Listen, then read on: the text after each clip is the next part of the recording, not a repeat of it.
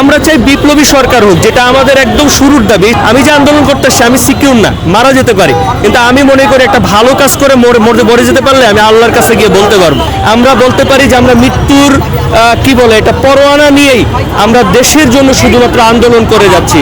এখন আমাদের মৃত্যুও হইতে পারে এই অবস্থায়। জুলাই বিপ্লবীদেরকে তো ধরা হচ্ছেই, হ্যারাসমেন্ট করা হচ্ছে, গুলি করে মারা হচ্ছে এবং মৃত্যুকে অন্যভাবে ফাঁসানো হচ্ছে, কোর্টে যাচ্ছে মামলাগুলা ঘুরানো হচ্ছে। ঠিক আছে, আমরা তো হাদি হত্যার দাবিতে এখানে, হাদি ভাই জাতির বিবেক ছিল, জাতির বিবেকে গুলি করা হয়েছে এবং প্রায় অনেক সময়, প্রায় 2-3 সপ্তাহ কেটে যাচ্ছে। ঠিক আছে, উনি গুলি হওয়ার পরে, মারা যাওয়ার পরে ইনকিলাব মঞ্চ যথেষ্ট ধৈর্যের পরিচয় দিচ্ছে, সরকারকে প্রচুর সময় দিচ্ছে, কিন্তু অন্য কোনো সংগঠন হলে বা অন্য দেশবাসী বা জানাজার সময় যারা ছিল দেশের মানুষ তখনই চাইছিল বিপ্লবী সরকার।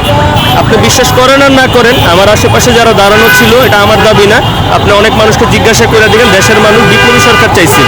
ওই দিন যদি ঘোষণা দেয় এই সরকার টিকে না, তো ইন্টারিম সরকার টিকে না, তারা আলটিমেটলি গল্প সাজাচ্ছে। 10টা চেক, আরও অনেকে জড়িত, চেকের মধ্যে কাদের নাম আছে এটাও প্রকাশ করে না।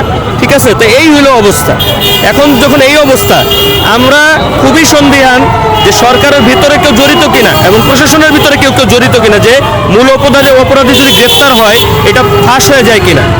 এইভাবে হইলে তো আসলে যেখানে সুশাসন নাই, যেখানে সহমর্মিতা নাই, যেখানে একটা লেভেল প্লেইং ফিল্ড নাই, সেখানে যে নির্বাচন, কালকে 2জন বিএনপির একজন কর্মী, একজনকে যুবলীগের লোকজন নাকি একটা মিডিয়া মারফত আমি দেখছি, তো যুবলীগের লোকজন নাকি ধরে নিয়ে গুলি করছে, আরেক জায়গায় যশোরে সেখানে গুলি করছে, জোরসিংদীতে একজনকে গুলি করছে, যশোরে একজনকে গুলি করে মেরে ফেলছে।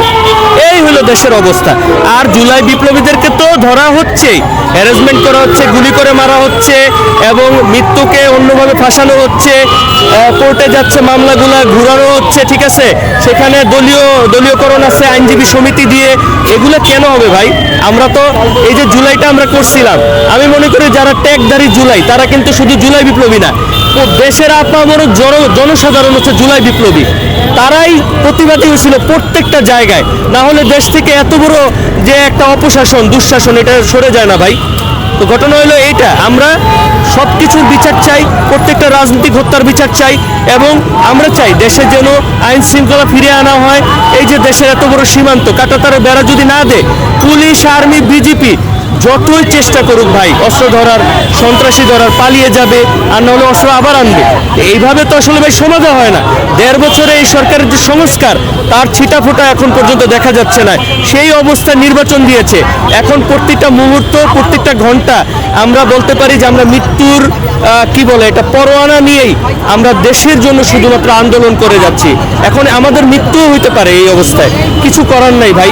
সাগরুনের হত্যাটার কথা চিন্তা করেন, আজকে কত বছর হয়ে গেছে। যদি সদিচ্ছা থাকতো, এটা 1-2 ব্যাপার। আজকাল প্রযুক্তির যুগ, এমন কোনো ডিভাইস আসামি ইউজ করে নাই যেটা আপনি ট্রেস করতে পারবেন। আসামি এখন পর্যন্ত কয়েকটা ভিডিও দিয়ে দিচ্ছে যেটার আইপি অ্যাড্রেস অবশ্যই আইটি সেক্টরে চলে গেছে। এত লোক বলতেছে কিছু হচ্ছে না, আমার মতো একটা সাধারণ মানুষ বললে কি আর হবে।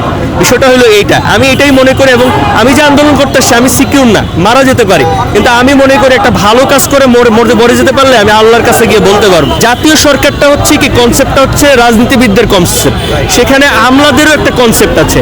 আমরা চাই বিপ্লবী সরকার হোক, যেটা আমাদের একদম শুরুর দাবি। সরকারটা তো গঠন করছে রাজনীতিবিদ এবং আমলারা রুদ্ধদ্বার বৈঠকের মাধ্যমে, আমাদের কাছে তো কোনো পরামর্শ নেয় নাই। জাতীয়ভাবে তো কোনো আপনার তখনই গণভোট হওয়ার দরকার ছিল, তো ওই গণভোটের মাধ্যমে জাতীয় সরকার যদি আজকে হইতো, তাইলে আপনারা দেখতে পাইতেন যে দেশে কোনো সমস্যা নেই, কোনো সমস্যা নেই, এখন পুরো পরিবেশ অন্যরকম থাকতো। আমি যতটুকু জানি যে এটা হচ্ছে যে হচ্ছে মার্চ, খালি মার্চের মধ্যে আছে। ঠিক আছে, তো এইগুলাতেই থাকবে, হয়তো 7 তারিখ পর্যন্ত আলটিমেটাম দিছে।